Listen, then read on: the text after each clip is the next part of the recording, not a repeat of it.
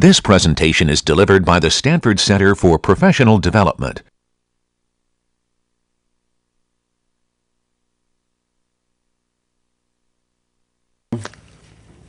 Okay, so we'll start in on finishing up unconstrained optimization. So actually, let me, I want to summarize the,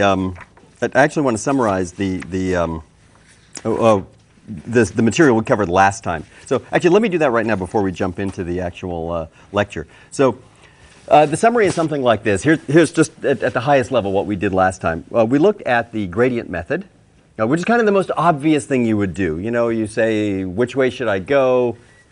Someone says, that's the fastest way downhill. I'll go that direction. I'll adjust my step length. Nothing could be more obvious. The first sort of non-obvious fact about optimization is this. While the gradient method actually can work quite well, if you're lucky, right? If your problem is sort of more or less round, it's not too skewed, you know, the sub-level sets don't look like, you know, cigars or anything like that. In that case, it works, it does and can work very well. So you will see people, you may encounter problems like this yourselves where the gradient method works. For extremely large problems, that's good news because it's just so simple to do. So that can happen.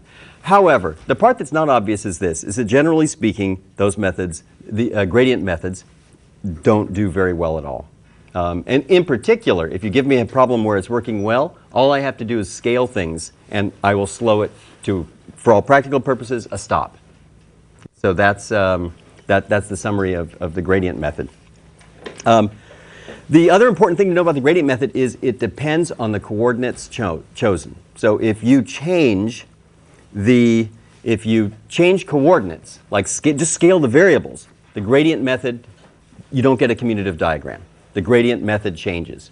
And in particular, by change of coordinates, you can make the gradient method get much faster, or you can make it get much slower, or basically slow to, for all practical purposes, a stop. Of course, the theory says it's going to converge, but that's maybe not relevant. Okay? So that's the thing to know about the gradient method. Newton's method is the next one we looked at. Now, Newton's method is affine invariant. So if you change coordinates by an affine transformation, you get a commutative diagram. Newton's method works perfectly. Okay? So you get a perfect commutative diagram. In other words, if you change coordinates, you get the iterates are the changed coordinates versions of the iterates. It works both ways. What this means is that, for example, it's completely unaffected by scaling. It is affected by scaling, but only at the level of numerics. So really quite horrendous and violent scalings are required to make any difference at all. Of course, in infinite precision, it makes no difference at all in Newton's method. Newton's method works very well. It has the other part of the summary is this, is that Newton's method actually, if you look back at the history of optimization, there's even a holdover. A lot of Newton's method was terribly feared, for example, in the 60s. And the things that scared people were, for example, solving a set of linear equations, which you must do at each step of a Newton's method. Okay? N cubed sounded really bad then. And especially, you know, even when n was 100. So again, you have to close your eyes and imagine 1965 or something like that. You also have to remember that a lot of the people teaching you optimization sort of that was when they had their intellectual adolescence.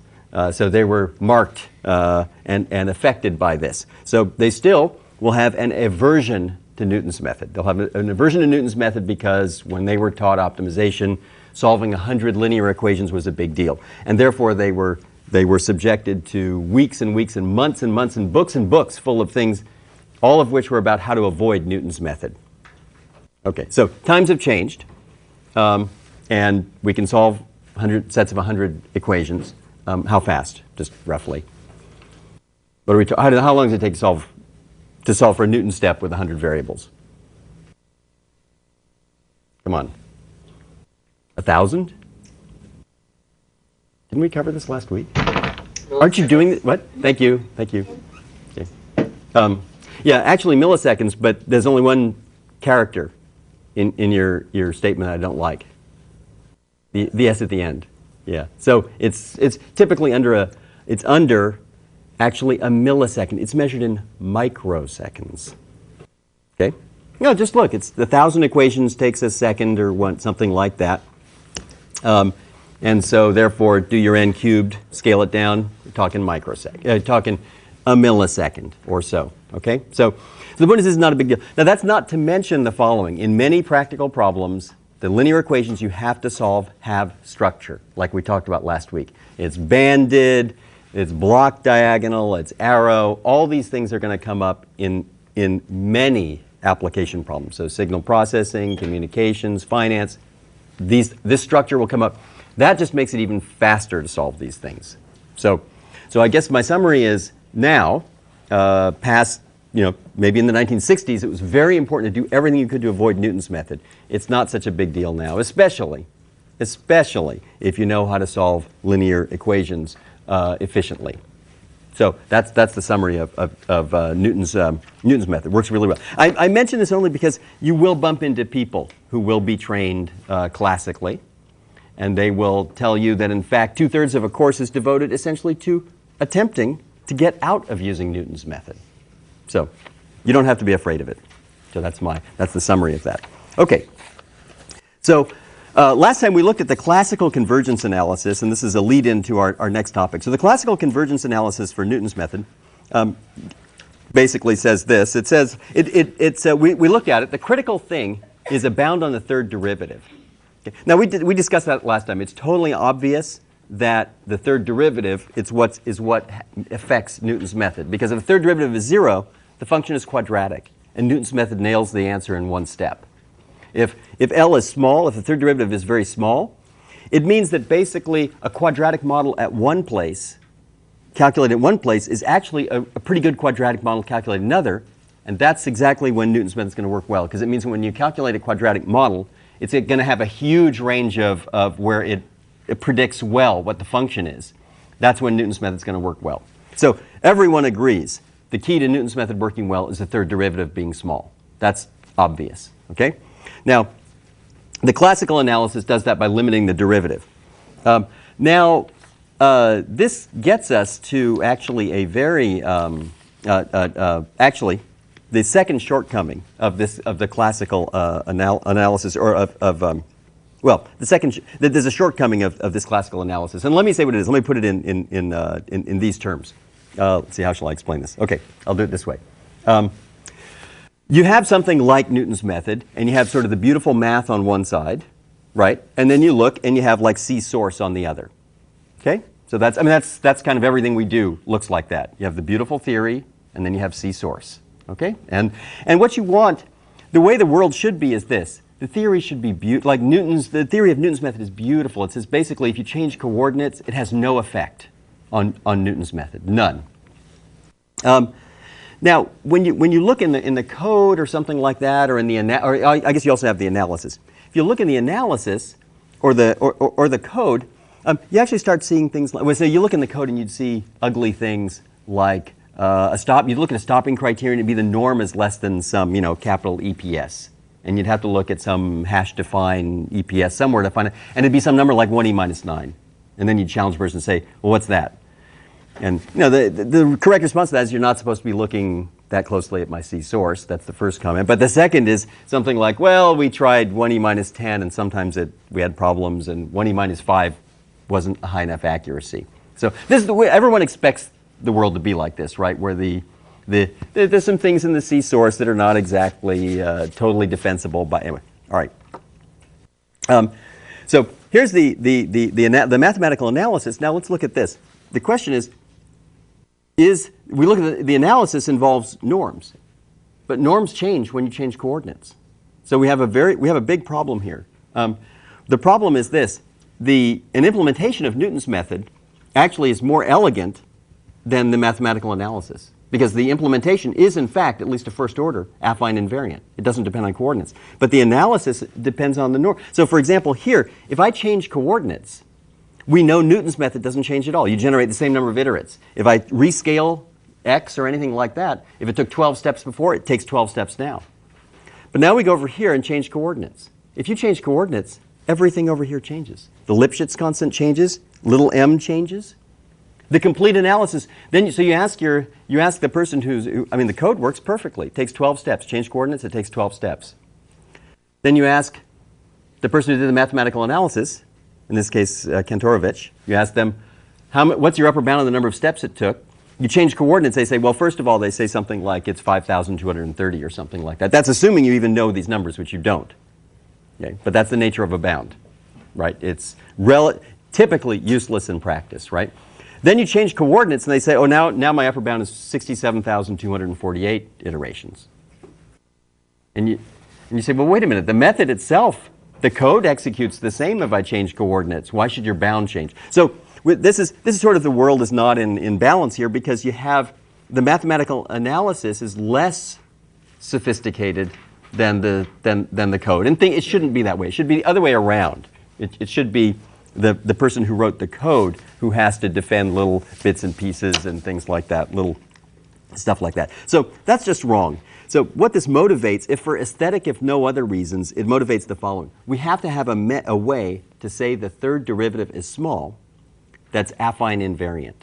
Because then your mathematical analysis will actually be as aesthetically pleasing and sophisticated as the method itself. Yeah. What are constants L and M? That's a Lipschitz, well, no, L is defined right here. That's the Lipschitz constant on the second derivative. M is the strong curvature constant. It's the minimum on the Hessian. Okay?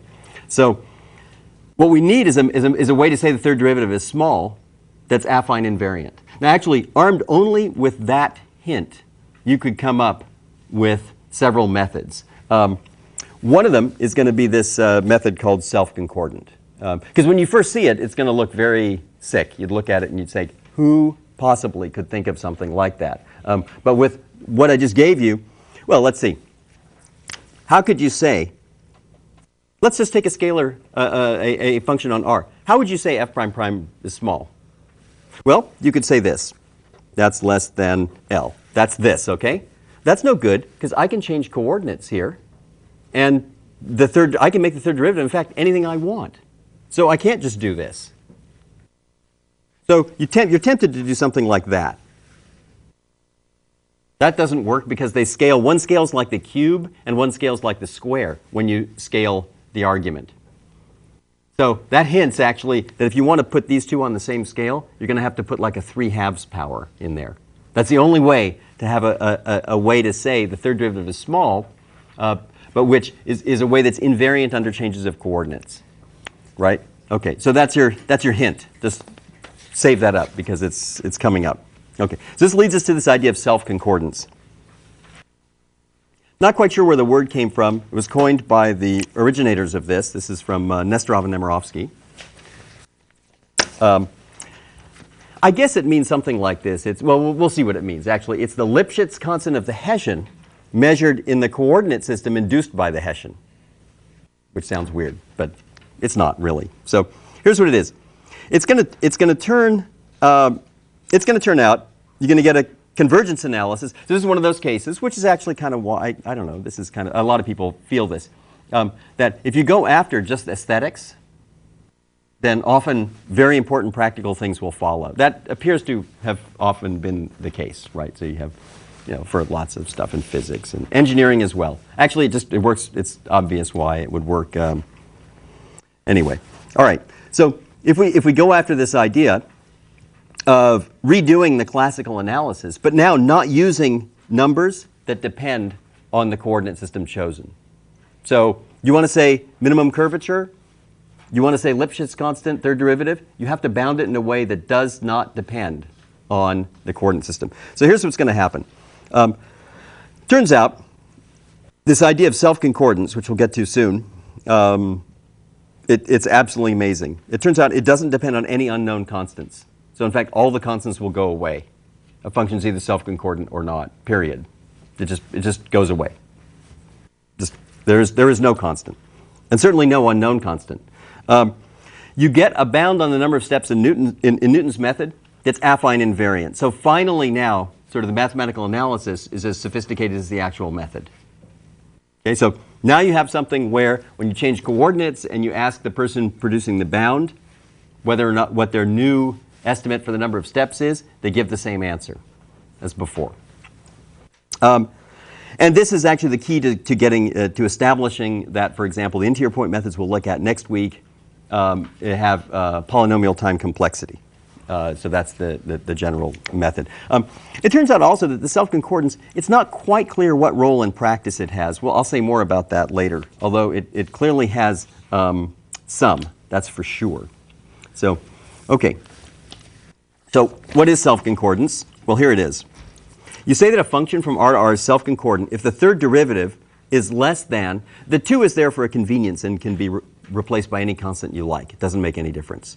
So it says the third derivative is less than 2 times the second derivative to the 3/2 power.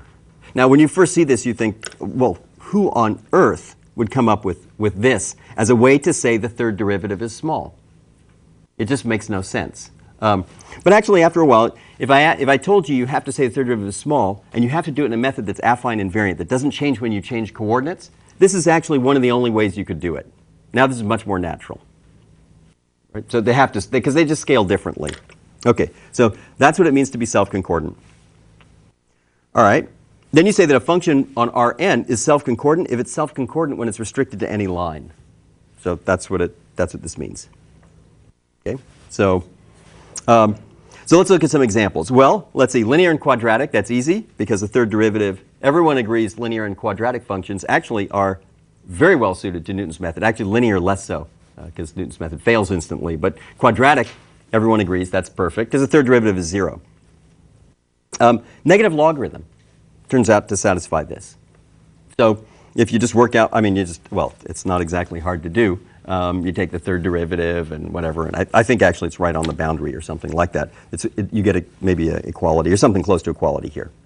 Anyway, whatever it is, it's extremely simple to verify. So the negative logarithm is self-concordant.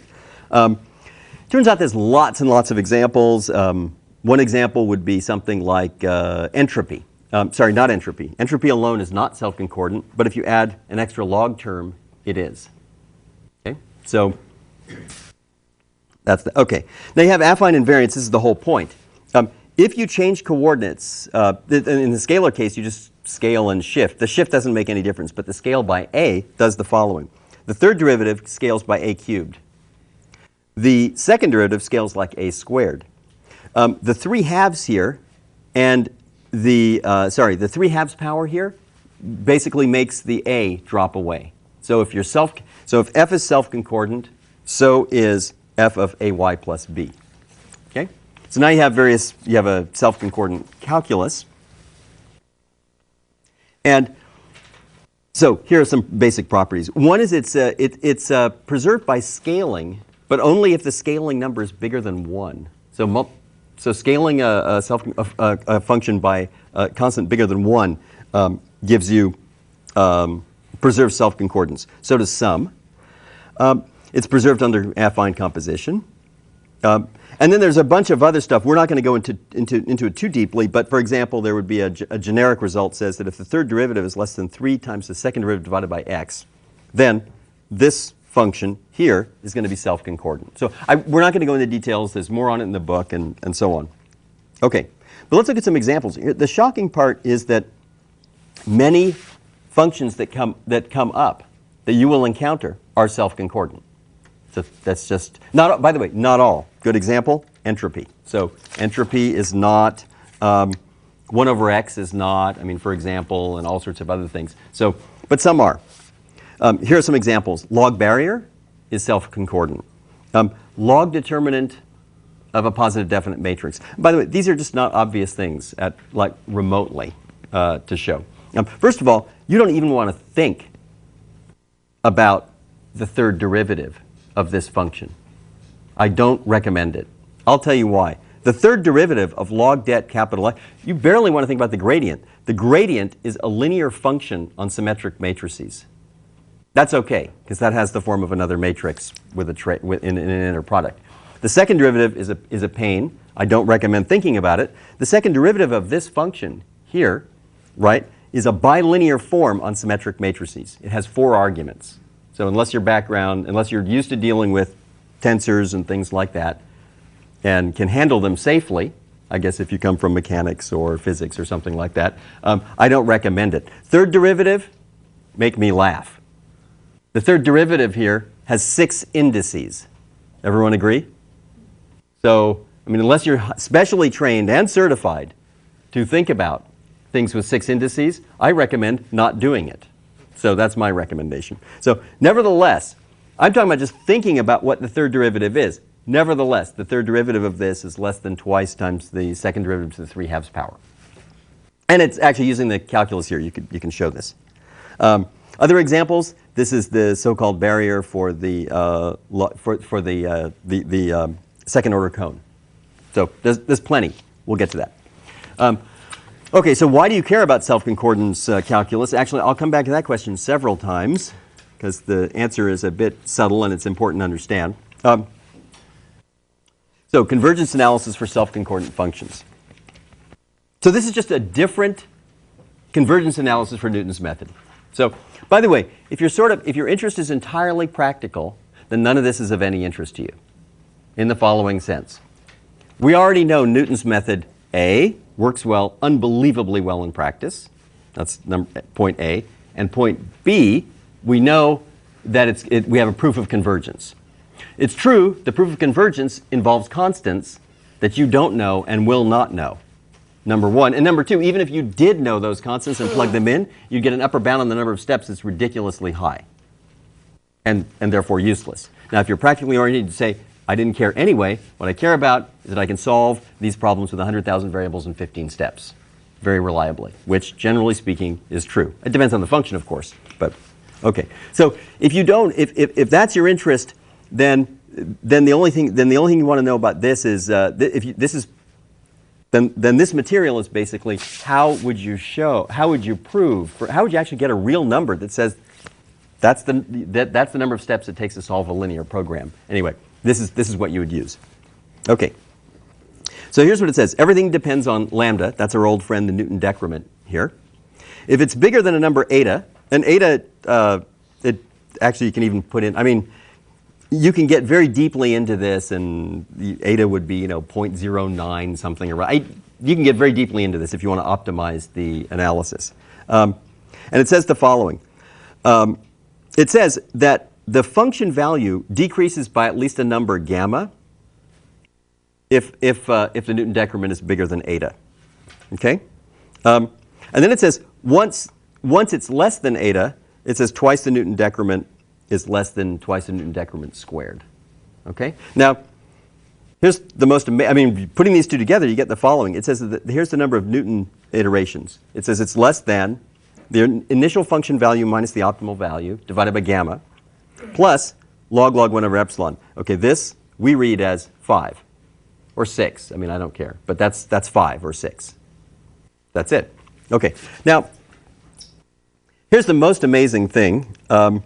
These numbers here depend on alpha and beta. They're not hard to work out. If you use typical numbers of alpha and beta, and epsilon is 10 to the minus 10, seems like a quite reasonable final stopping criterion or something like that, then the numbers work out to 375 plus 6. It's 375 times the difference in the function plus 6. Now, by the way, with a lot of work, not much, well, with some work, you can actually analyze all this stuff and everything, like, instead of doing very sloppy bounds, you can actually come up with a number that's around 11, f of x0 minus p star plus, actually, and then the numbers, well, 6. 6 is our way of writing that. That's our special symbol for this. Is this an upper or lower bound? An upper bound. That's an upper bound on the number of steps. Yeah. All right, so you get this thing here. Now, here's the wild part. And this is like very cool right now because it basically says, look, here, notice, I mean, there's several things are absent from this. If you look carefully here, you don't see n. You don't even see the dimension. You don't see n is gone, m is gone, l is gone. In fact, you can scan this sheet for a while, and it only depends on 2 things. That's alpha and beta. These are parameters in the line search. You know them because you choose them. So this is really one of those exceedingly rare things. This is a complexity analysis which actually passes the first step in actually being useful. I mean, beyond conceptually useful, right? In the sense that most complexity analysis looks like this. I walk up to you and I say, listen, if, and then I give you a long list of hypotheses.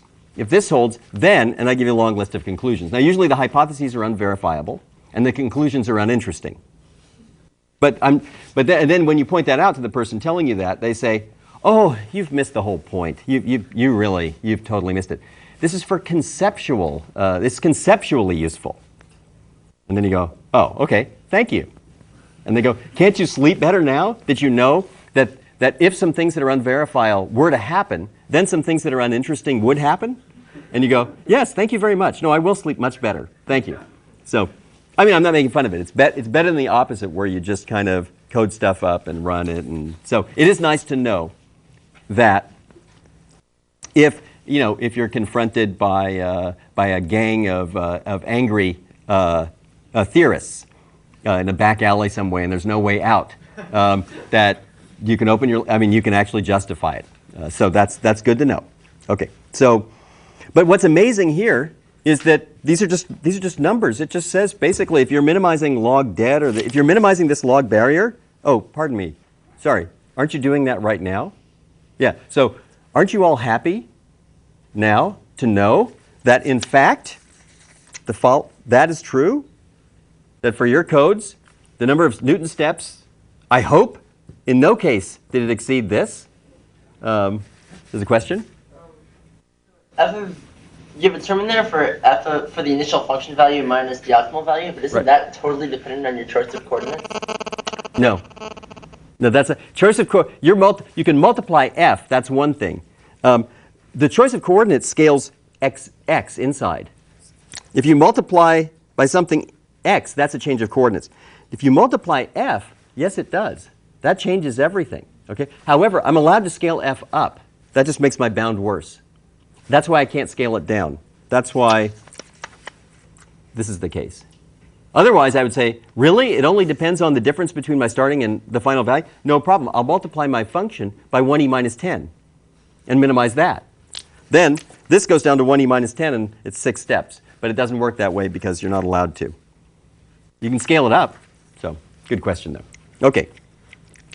So it's really quite beautiful, and it's good. I guess order is restored in the world because now your complexity analysis is at least aesthetically as elegant as the method itself. So that's good. OK. Yeah. Does it depend on alpha and beta? You can check. It's irrelevant how it depends on alpha and beta. It doesn't matter how this number changes. It enters into gamma, right? Wouldn't it change how fast that thing grows? Or yeah, it affects this. Yeah, so it does affect that. All right. So you can look at. You can actually try this out. Indeed, you can if you want. Now, in fact, what's going to happen, since you're all running Newton methods now, today, yesterday, last night, I don't know, later this afternoon, you'll be running Newton methods. I don't think anyone here will find an instance where it takes more than, like, I don't know, 10 or 15 steps or something. Has anyone found any instance where it took more than that? Try any big ones? Actually, first of all, how many people have gotten their Newton thing up and running? Okay. Anyone, what's a typical number of steps? Okay. Anyone scale things up big? Anyone try like a several thousand variable problem or? What's that? Did you? Run out of memory while computing the hash and the inverse. Ah, okay. Yeah, but you know how you can do that, right? You just make a sparse. Right? So everything would work. You make a sparse, I guarantee your code, exactly as it is, will go up to 100,000 variables. Just make it sparse. And don't make any mistake that promotes a sparse matrix into a full one. Because if it's 100,000 by 100,000, it'll just stop right there. It'll attempt to allocate memory and fail. So, okay. Okay. So it's an interesting thing. You can play with it and all that. So what's cool about this is, first of all, just the fact that such a bound exists, because this is very, very unusual. Very unusual to have a bound like this. Now, it's not that relevant. Even at 11, it's not that, sorry, even at 11, it's not such a great bound. Here's what's interesting. So here's an example. I think this is just log barrier, so this is exactly what you're doing. And here's ones where, you actually just generate a random instance, solve it. By the way, after you solve it, you know P star. So you can plot P star and you can jot down the number of Newton steps required. I think these are various problems in various dimensions. It would look no different. Actually, it gets more favorable the larger the problem, but it doesn't matter. And you can see various things here. The bound, this bound wouldn't even fit on this. It would go from 6. It would go straight off, like right there. It's almost vertical, the bound here. Good news, all these points are, good news is all these points are below the bound. That's good. The interesting thing is, at least here, you can see something that looks like that. It looks like the constant in front here, actually, might be on the order of 1 or 2 or something like that. That's just empirical. No one can prove that. The best bound, with all sorts of work, you can whittle this 375 down to about 11. Probably if you worked harder, you could make it smaller. But the point is, it would appear that if you replace 375 with 2, you get a pretty good empirical estimate of a bound. By the way, what are these? What's that? Well, it's a problem with a pretty healthy f of x0 minus p star. So that's, which is to say, a pretty crappy starting point. But Newton's method got it pretty quick. So what is that? What do you call that? Nearly quadratic. Luck. Luck. Yes, I think luck is the right answer. Right.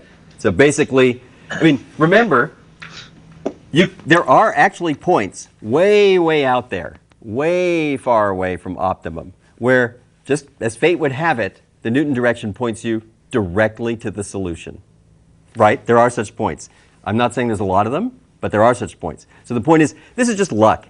This is just, you started far away, and for some reason, the third Newton step just happened to be in a really, really good direction. You made much better progress than you should have, and there you landed there. So these are luck.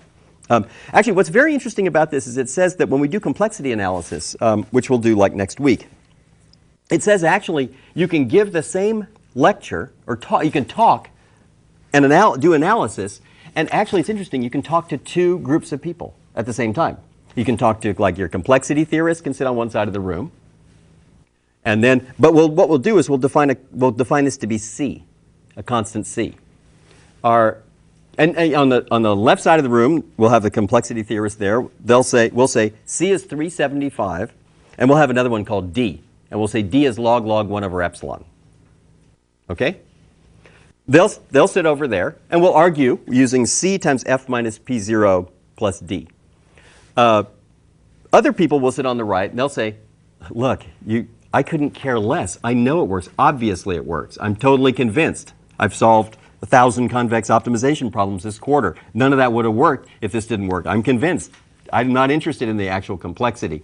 What I'm interested in is things like this. How should I choose the parameters to make this algorithm run fast? And I don't want some bound like 5,000 iterations. I want to know, how can I make it 22 as opposed to 66? That's the other extreme. They have no interest in that. You can talk to them, because you say, oh, no problem, because we'll make this 1, and we'll make that 6. And they'll be satisfied too. Then we'll optimize the coefficients and things like that. You can then actually optimize algorithm parameters. We'll do this next week. We'll find out what the optimum are for the complexity theorists and for the people who are interested in the practical methods. And they'll be different. So, okay. All right. Let's talk about implementation, which is where linear algebra from last week comes in.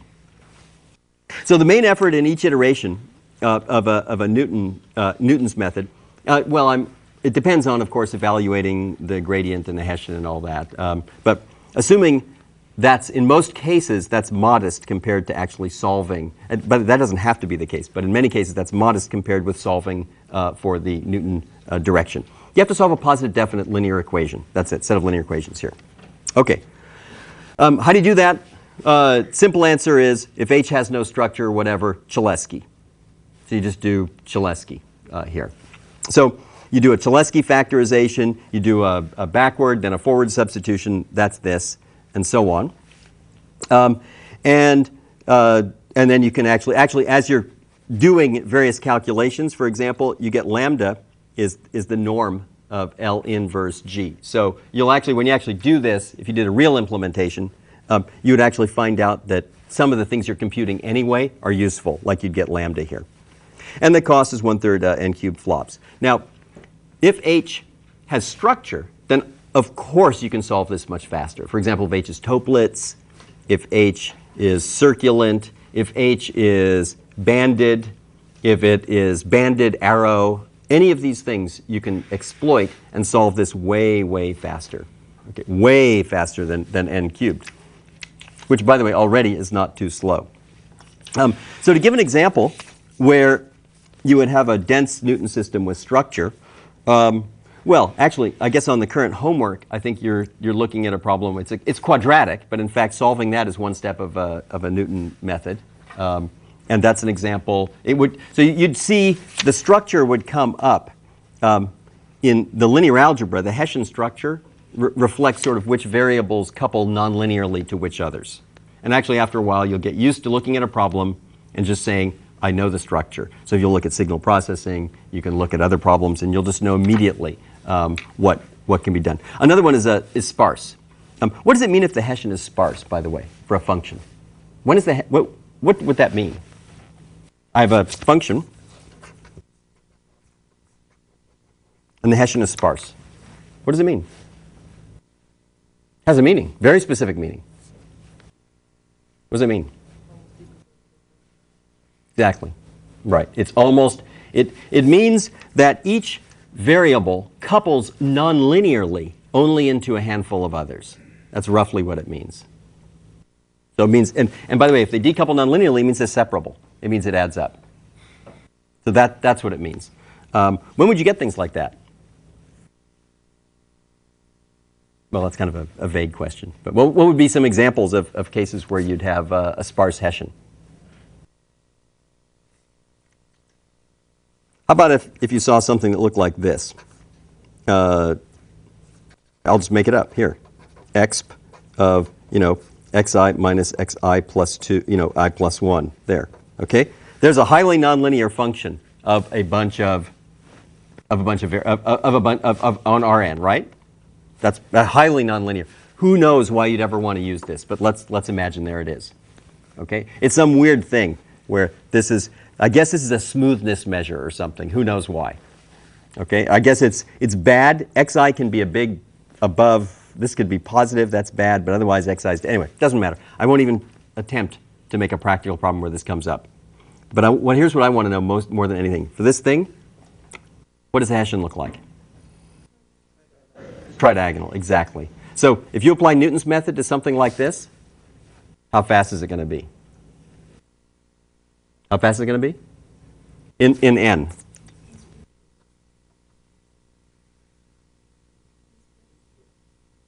N squared? It's 3n. It's n. It's going to be n. Okay? Because tridiagonal you can solve super fast. I mean, it's not. So if you were in something like this and you go, oh, no, I work on medical imaging. Our problems are really big. So you can take your Newton methods and shove them in put them in the garbage can as you come in. Because, other people in other fields, they work on smaller problems. We work on really big ones. Okay? A non-issue. You could 30 million variables, you could run full Newton's method, provided this is not medical imaging, this would be some signal processing type thing. But the point is, provided you understand, you recognize that the Hessian is tridiagonal here. Okay. All right. Here's an example of a dense one. This hopefully anybody would get, although you'd be shocked at how many people would not.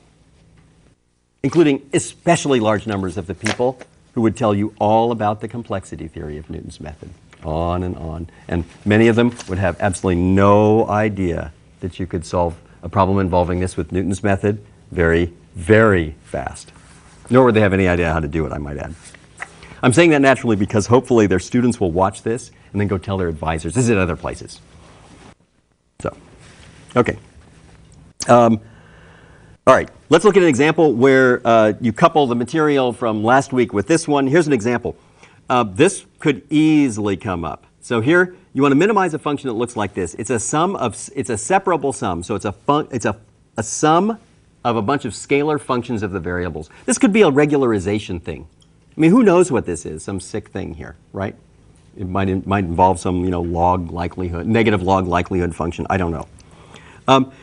Then plus a nonlinear function of an affine function of the variable. So that's your function. How do you minimize that? Well, we'll assume here that this function is small. I mean that the size of this thing is small here. And in this case, if you take the Hessian of this, the Hessian of a separable function is diagonal. So this thing is you get diagonal. By the way, that should light up all of you should have a section in your brain, or will, I hope, have a section in your brain devoted to equation solving complexity. It's sort of like, it'll be maybe near the visual cortex or something. It should light up big time when you see a separable function, because separable function should mean for you diagonal Hessian, and diagonal should be right at the top of the list on structures that should be exploited, obviously. By the way, anybody can do diagonal, so that's easy enough, right? If someone said, how would you minimize that? In fact, someone answer me. How would you minimize this? The sum of functions, you minimize each one separately, right? So, interestingly, what would be the computational complexity of that, just roughly? Order n? Right, okay. So, interesting thing is, just from a linear algebra, you know that too. Anyway, okay. Now, this makes it interesting, because now the Hessian has this form. It's diagonal plus A transpose H0A. H0 is the size of the height of A. So, for example, if this is 10,000 variables, and that's 1,000 here, let's say, or 100. Let's make it 100. If that's 100 and that's 10,000, that's diagonal plus rank 100. It's 10,000 diagonal plus rank 100. This should be lighting up that center in your brain devoted to smart linear algebra, to being able to solve that. That should just set off everything. That's diagonal plus low rank or something like that.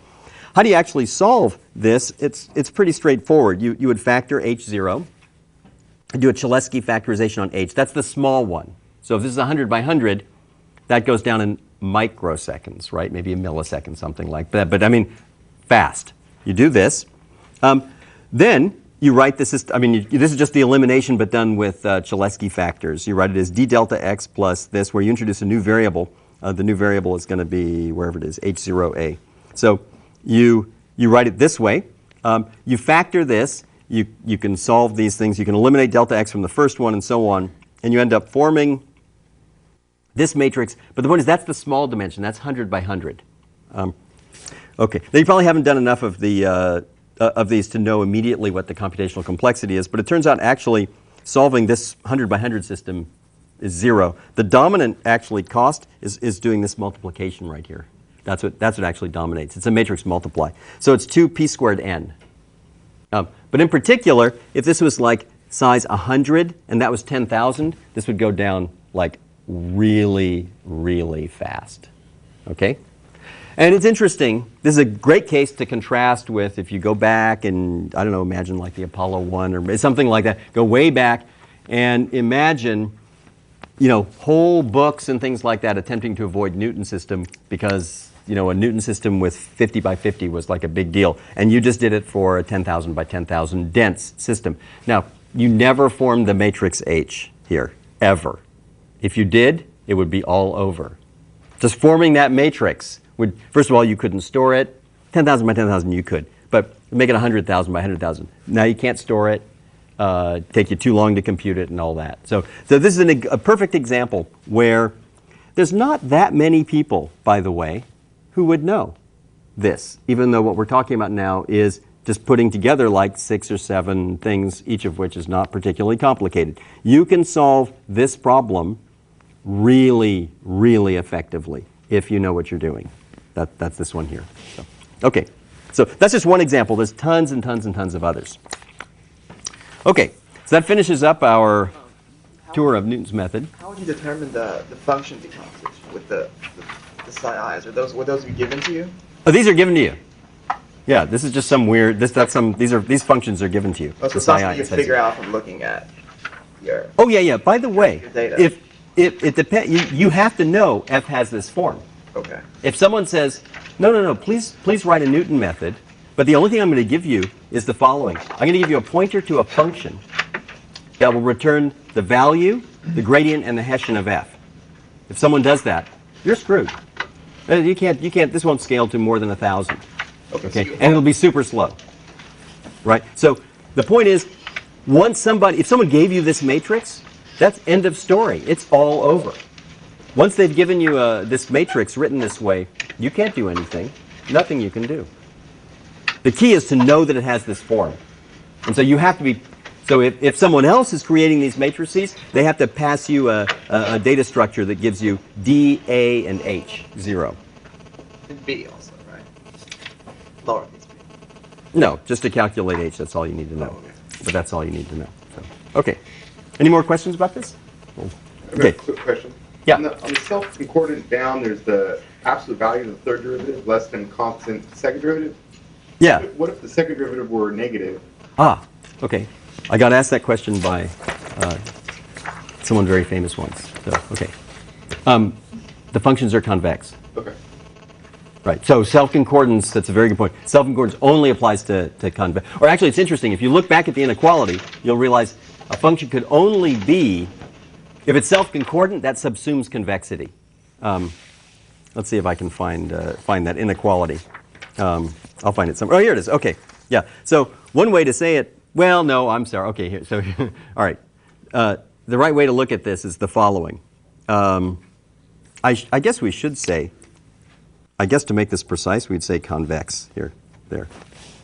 That's a good point. So what you would say is something like this. The 3/2 power doesn't make any sense at all if it's negative. I mean, unless you're in a complex analysis class, right? So the 3/2 power, for this even to make sense, this part right here, you have to have f prime prime positive. Non-negative, which means it's convex. So. Okay. Yeah.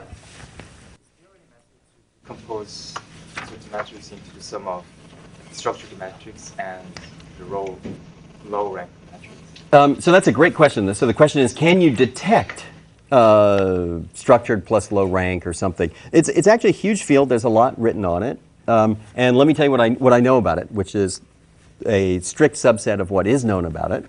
And I'll tell you this, there are some obvious cases where you should be able to do it. For example, you can detect if a matrix is a multiple of the identity plus a low rank matrix, because that you would do by eigenvalue decomposition. Okay, so that one you can actually detect. And although it's true that eigen decomposition would cost you n cubed, right, which would kind of ruin the whole thing. I mean, unless you're going to use that low rank structure and you're going to amortize it across many uses.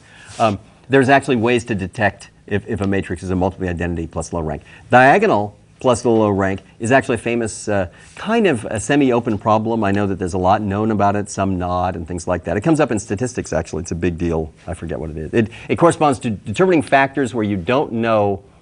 It's a factor model, and you don't know the individual variances. So that would be it. So for example, to write this, right, where that's a covariance matrix, this has a very simple interpretation. It basically says that there are factors underlying the vector observations you're seeing, a small number of factors. For example, let's do this in finance. That'd be a perfect example. Okay? In fact, that's where models of this are extremely common. So, one factor would be the whole market. Another factor would be some sector or something like that. But the factors, there might be like 5 of them. The diagonal here are sort of, if this is like a returns covariance matrix, the diagonals are interpreted as the firm-specific variances, and they're independent. So there'd be a lot of interest in writing models like this. I guess someone in the class actually pointed out the following. If this is rank 1, you can actually determine if a matrix has diagonal plus rank 1 structure. That you can check. But in general, like the low rank structure, you can't check with a diagonal here. For other things, there's I mean, it's even more complicated, like how would you, but I actually think since you asked, I'll actually say a little bit about it. I think it's something like, I think the situation here is like disciplined convex programming, right? So when you first do convex optimization, what you want to do is write a modeling language where you can write down anything you want. And then some program will analyze it, come back and say, oh, it's your lucky day, it's convex. I mean, that's kind of the most natural thing. You write what you want to do, go to lunch maybe because it might take a long time, and then it comes back and says, hey, you're in luck, you wrote a convex problem. You think about that, you can actually implement things like that. They actually do kind of work and stuff like that. But it's completely the wrong way to do it. Because when you do that, when you're typing in your problem, it's like a monkey at a typewriter typing in something, hoping it's convex. If it's convex, you don't know why. You don't know which signs in your problem you can change with no effect whatsoever, and others will completely screw it up. You know what I'm saying? So it's better to do disciplined convex programming like you've been doing, I think, because it means you know what you're doing. So actually, I think maybe someone should make something that's disciplined linear algebra, where the goal is not to discover some structure that you or one of your fellow workers, fellow researchers or whatever, obscured by multiplying this out. This doesn't apply to raw data, by the way, of course. Obviously there, it's not that somebody obscured the sample returns. This is a model. But in the case of working with stuff, you would actually want something called, like disciplined linear algebra, where you'd have an interesting data structure. You'd store things as diagonal plus low rank, and that would actually be tracked and taken care of. So that's, I think, what you'd really want, to tell you the truth, is something that works that way, not something that kind of discovers structure. The same way with convex programming. I think it's better to be given a set of atoms, a set of rules that come straight from the math. And you just follow those, everything's cool. So that's my thoughts on it. But okay. So we'll turn to, was there any other questions about this? Okay. We'll turn to equality constrained minimization.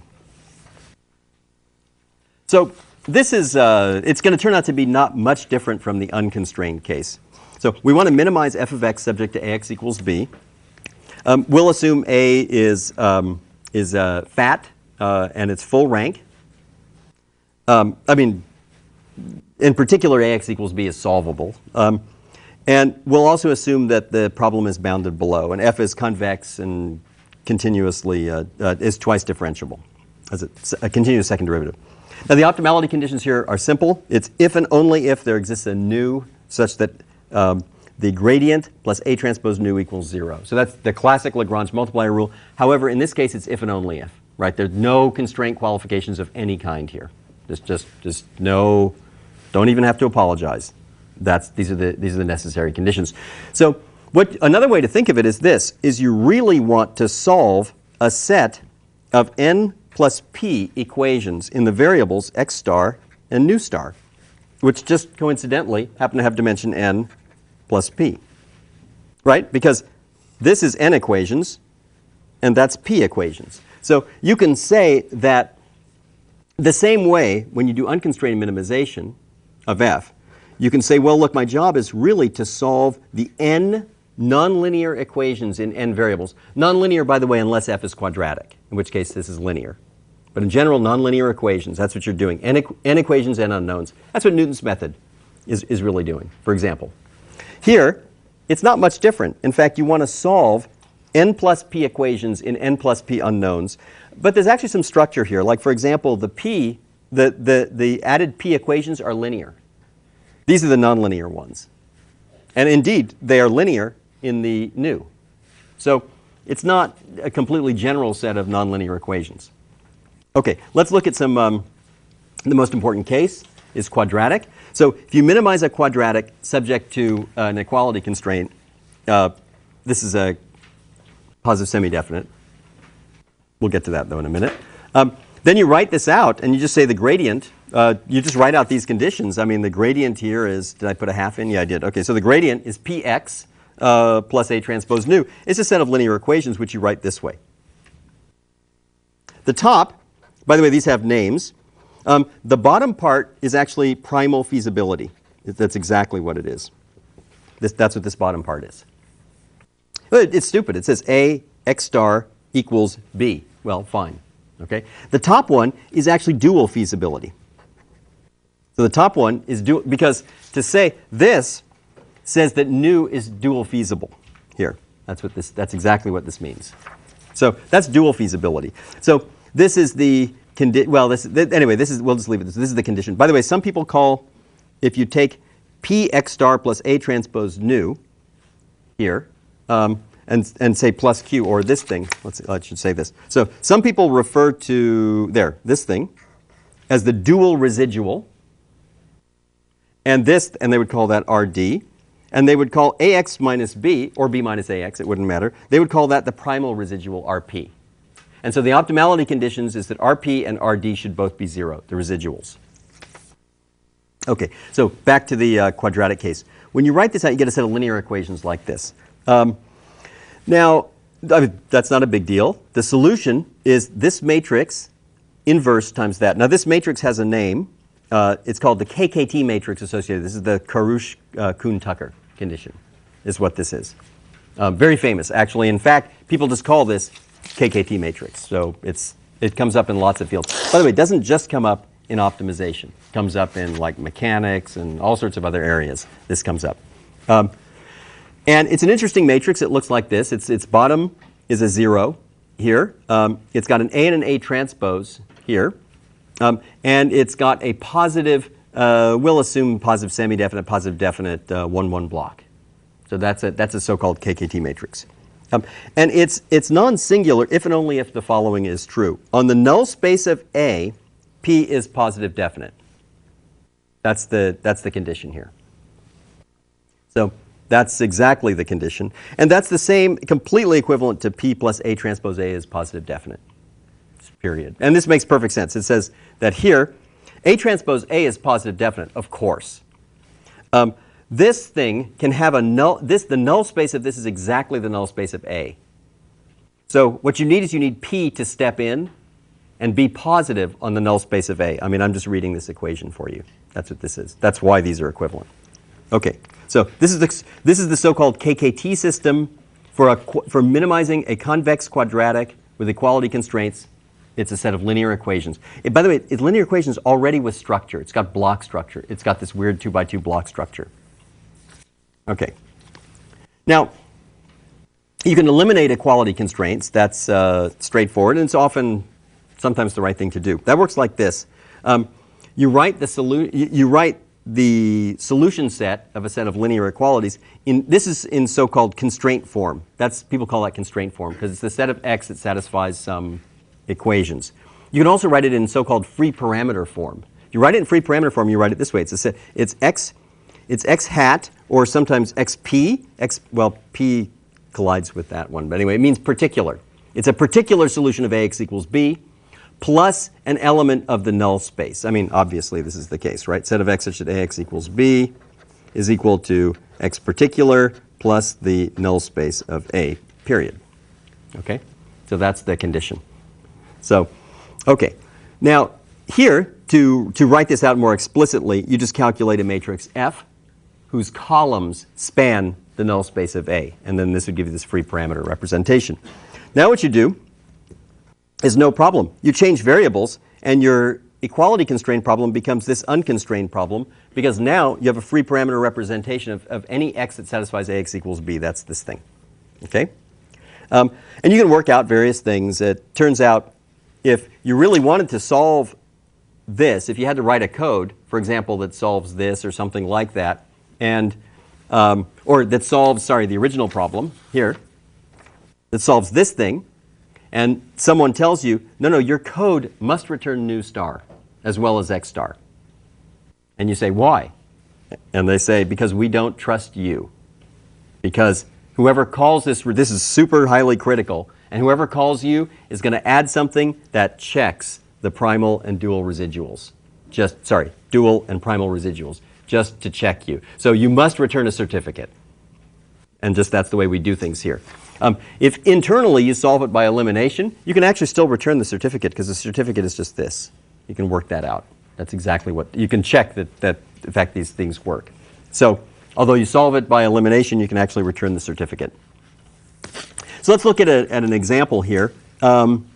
The optimal allocation with resource constraint looks like this. So you minimize a sum. So basically I have a set of resources. That's our total amount of resource. That's B. And I have to divide that up among n users of the resource. I guess these can be negative as well, but I don't really care.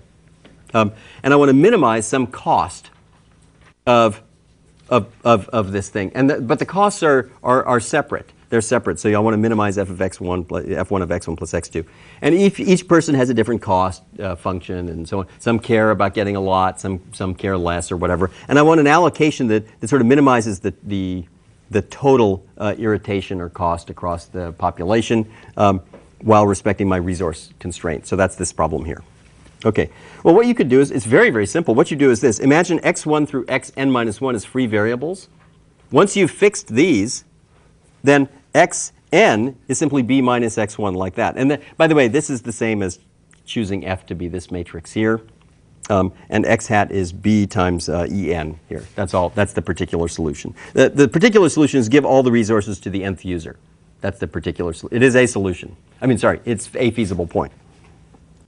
The reduced problem looks like this, which we could then minimize now. By the way, when you see this, and if I asked you, just going back to what we were just talking about just not very long ago, if I asked you to use Newton's method to minimize this, what would you say?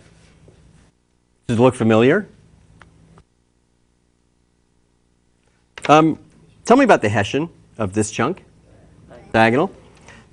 Can you tell me about the Hessian of that? I know what it is. You might not be able to do it in your head. What is it? Rank 1. It's rank 1. It's an outer product. So it says that if you wanted to solve this problem by Newton's method, if you didn't know what you were doing, that would be the most common case. Not, of course, for you, but for people who haven't taken this class, or an equivalent one. You would say, well, that's n cubed, because you'd form this thing. But you now know that this resource allocation problem can be solved in order n, because it's going to take 15 Newton steps, like max, and each Newton step can be solved in order n. Why? Because the Hessian, though dense, is diagonal plus rank 1. I think I'm repeating myself. I'm repeating myself, right? But that's okay, because these are really important things. So that means actually you can do this resource allocation with a million users. It's absolutely no problem. You can do it in MATLAB if you know what you're doing. So, okay. Okay, so this is elimination. Okay, so how, there's another method. Well, it turns out it's only nominally another method because it turns out to be equivalent. And that's to directly extend the idea of Newton's method to problems with equality constraints. That looks like this. What you do is you look at the Newton step, and there's lots of ways to explain what it is. It's an extension of it. But anyway, you write down the KKT conditions where you put in the local, the Hessian. So you write down that's the KKT matrix. That's a step in your x, and W is a dual variable. And you write this. Now, this, by the way, if there were no, let's see, there we go. Can I do it? Almost. I did it. There we go. So you can see that without equality constraints, it reduces to the Newton step, because it's simply the Hessian times the gradient. Hessian times the Newton step is equal to negative gradient. That's Newton. So it reduces to that. And here are some interpretations. So one is this. It's completely natural. It says I'm solving this problem, minimize f of x subject to ax equals b. And it goes like this. The first thing you do is this, is you have a current x, which is a guess, and it's feasible. So it satisfies ax equals b. And I want to know, what should I do? Well, what I'll do is I'll develop f into a second order Taylor series at my current point. And I will get this thing. Okay? Now that right there is a quadratic function of v. I'm thinking of a tentative step, v. Okay? So I would get this. And instead of minimizing f, which I don't know, I'll minimize my quadratic model, but subject to ax equals b. Well, ax equals b, so av has to be 0. So v has to be in the null space. That makes perfect sense. If you are at a point which is a solution of ax equals b, and someone is asking, and you're considering directions to go in, where you will still satisfy AX equals B, you have to move in the null space. There's nothing else you can do. Therefore, if you work out what this is, it will say AV equals 0. Okay, you must move in the null space. And the second one up here, this will be a quadratic. And if you actually work out the conditions for that quadratic, it's exactly this. Note that the second term here says A delta X equals 0. It says that you will only look at, it will always generate a direction which is in the null space, which means it won't mess up your equality constraints. If they're already satisfied, they will remain satisfied, actually independent of the step length you take, because you're moving in the null space. Okay. Another way to do it, to interpret the Newton step, is this: is you say, is you look at the optimality conditions, which is this here, and you say, look, I'm going to take a tentative step, which looks like this. That's my tentative step. In fact, if I could find v that satisfied this, I'd be done, because then x plus v would be optimal. The problem is that this thing here is nonlinear. So what I'll do is I'll have an affine approximation of this. And I'm going to call that the gradient at x plus then the Hessian at x times v. I will replace this expression with that. If I plug this in here to these, I get the Newton step again. Okay? Now, so that's the Newton step for equality constraints. Now, in this case, there's a Newton decrement as well.